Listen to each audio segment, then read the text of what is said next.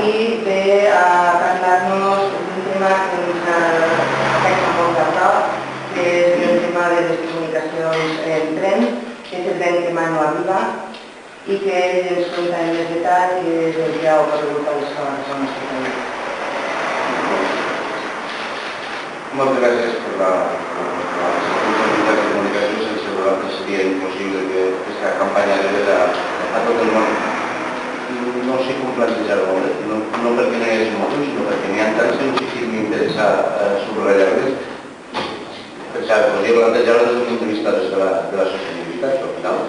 és un dels temes fonamentals en Europa. És evident que els transports de futur són ferroviaris. Portem tota la campanya reclamant l'AMP europeu, tota la campanya reclamant l'AVE, des de mercaderies, però portem tota la vida reclamant aquest tren. I per tant, quan un és conscient que el transport públic, sobretot en aquest cas, a més els autobusos tampoc cobreixen la regularitat que necessitaríem, quan un és conscient que és precisament gràcies a transports ferroviaris que podem oblidar carreteres, deixar de tenir una dependència tan gran del petroli i evitar seguir llançant CO2 en tot el que això significa per al nostre medi ambient, entenc malament que els diferents governs l'hagin corregit ja aquest error històric de ja més de 30 anys. Podria plantejar-ho des del punt de vista de la vertebració del país. Dues comarques, cada una una referència decimonònica, una divisió antiga i no real, quan des d'Europa estem parlant de les regions econòmiques i de les regions humanes, per dir-ho d'alguna manera, on estan les connexions. És evident la relació entre totes dues comarques i és evident també que malgrat aquesta relació històrica, comercial, etc., segueixen estant cadascuna en una província diferent i això tampoc no ens facilita la solució perquè són més administracions encara de les que necessita aquest país i més administracions encara les que hi participen. Podria plantejar directament des del punt de vista econòmic i comercial. És evident que la relació comercial dels pobles amb els altres, qui va a comprar abans a València que a Alacant, i aquestes coses passen així, passen en altres comarques del país. Al final, la realitat socioeconòmica és una i la realitat administrativa és una altra. I podria finalment plantejar-ho, i potser hauríem de decantar-nos per ell des del punt de vista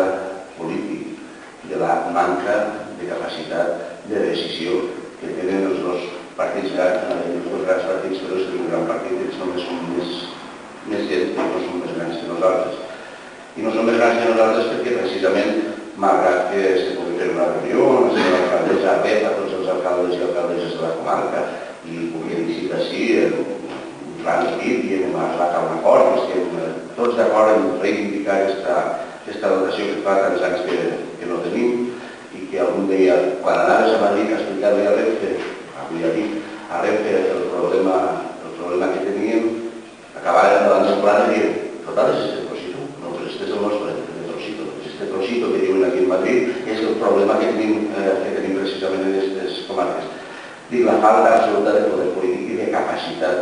de prendre decisions que té el Partit Popular i el Partit Socialista en aquestes comarques. És de molta vergonya, perquè com alcaldes, alcaldesses, regidors i regidores defensen allò que és una infraestructura absolutament necessària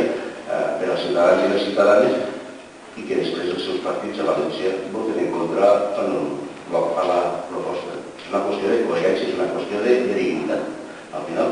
jo estic molt orgullós d'estar en un partit que diu el mateix així que quan ells fent aquesta porta, cosa que no pot dir ni el Partit Popular ni el Partit Socialista. I jo estic molt orgullós que quan els nostres regidors, els nostres alcaldes, les nostres regidores, les nostres alcaldesses li diuen al nostre grup parlamentari, està Enric Morera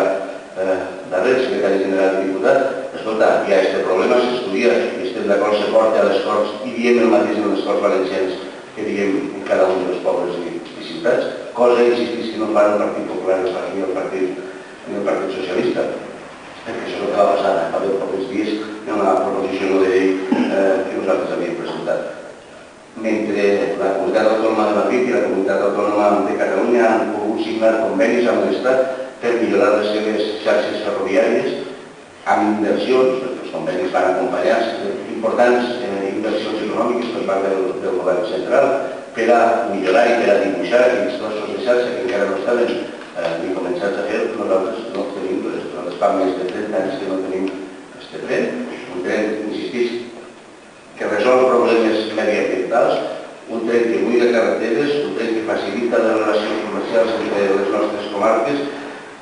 i un tren, a més, que serviria o que serveix desgraciadament per demostrar que el Partit Popular i el Partit Socialista no pinten res. No pinten res els d'estos pobles dins del País Valencià i el Partit Socialista i el Partit Popular i amics del Partit Socialista, que no és la mateixa cosa. El Partit Popular i el Partit Socialista no pinten res dins del PSOE i el PP espanyol, i això ho veiem amb especial claredat en aquestes eleccions europees, on el Partit Popular, que tenia 2 eurodiputats valencians, si no territorialment valencians, encara que després no actuarem com a tals, passarà a tenir-ne un, i el Partit Socialista, que en tenia 3, passarà a tenir-ne 2. Per tant, la pèrdua de pes, la pèrdua de el que diuen el poder valenciano, ja m'he donat una mica per a Gràcia, i la pèrdua de pes dins del Partit Popular i dins del Partit Socialista de la circumstància valenciana, anem a dir-ho així, només se pot corregir amb valencianisme. I el valencianisme som nosaltres, i això és el motiu final d'aquesta compareixença. Nosaltres diem el mateix en cada un dels pobles, diem el mateix a les Corts Valencianes i diem el mateix en el Parlament Europeu, perquè això al final és un problema europeu, perquè la cohesió territorial, les relacions entre els pobles, la defensa del comerç per a prohibir també d'aquesta crisi, el facilitar el transport de les persones d'uns llocs als altres, tot això és política europea. La política que fem els nostres ajuntaments dia a dia és política europea, perquè això és Europa, malgrat que el Partit Popular i el Partit Socialista insistisquen tant en amagar aquest debat. I amaguen aquest debat, suposa que perquè saben que és un debat en què estan condemnats a perdre